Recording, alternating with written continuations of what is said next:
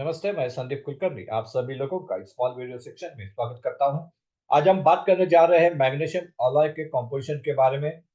Normally magnesium alloy composition को select करते समय हम इतना तवज्जो नहीं देते हैं, इतना उसके ऊपर ज़्यादा समय नहीं बिताते, इतना सोच विचार नहीं करते। तो ये बहुत ज़रूरी है कि जितना ज़्यादा सोच विचार हम करेंगे, जितना ज़्यादा तवज्जो हम इसके ऊपर देंगे, तो उससे जो सही और योग्य मैग्नीशियम अलॉयस हमें चुनने में, उसका सुझाव करने में हमें फ़ायदा होगा।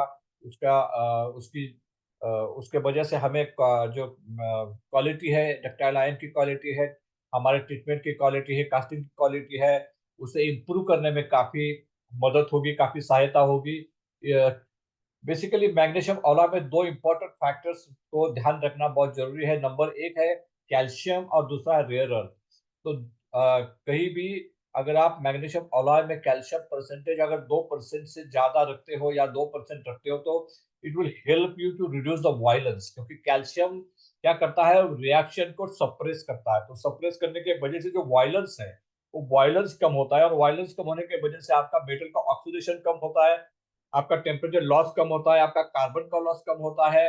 और इन सारी चीज़ों का डेफ़िनेटली आपके केमिस्ट्री के ऊपर तो फ़ायदा एडवांटेज या फ़ायदा होता ही होता है।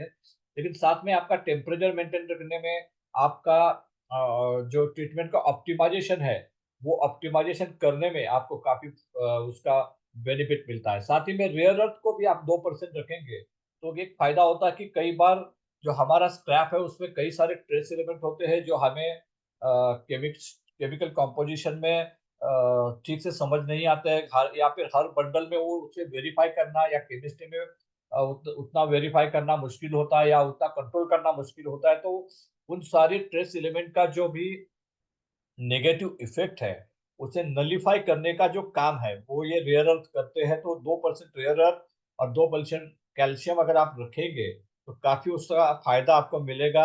आप आपके जो ट्रीटमेंट है मैग्नीशियम की, उसे सप्रेस कर पाएँगे, और साथ ही में जो ट्रेस एलिमेंट है, उसको काउंटर कर पाएँगे। तो इस उम्मीद के साथ ये वीडियो आपको पसंद आया होगा, और इस के साथ में जब भी आप अगली बार मैग्नीशियम अलॉय का चुनाव करेंगे, उसका सिलेक्शन करेंगे, तो इन चीज़ों के ऊपर ध्यान देंगे। इस उम्मीद के साथ मैं इस वीडियो को खत्म करता हूँ।